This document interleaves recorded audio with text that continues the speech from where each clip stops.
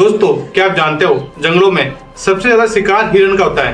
क्योंकि दोस्तों हिरन एकमात्र ऐसा जानवर है जो बहुत सीधा सा है, वो किसी पर हमला भी नहीं करता है क्योंकि मांस नहीं खाता बल्कि हरी पत्ते घास खाता है। दोस्तों तेंदुआ एक ऐसा जानवर है जो शिकार करने से पहले चुपके से बैठ जाता है, उसे ही मौका मिलता है तो शिकार को पकड़ लेता है। दोस्तों हिरन का शिकार हर कोई बड़ा जानवर कर लेता है। दोस्तों इस वीडियो में देखिए कैसे एक तेंदुआ इस हिरन को पकड़ लेता है और सीधे इसकी गर्दन दबोच लेता है और ये तब तक नहीं छोड़ता जब तक ये हिरन मर नहीं जाता है। दोस्तों वीडियो पूरा देखिए, वीडियो पसंद आए तो लाइक कमेंट और चैनल को सब्सक्राइब कर लें।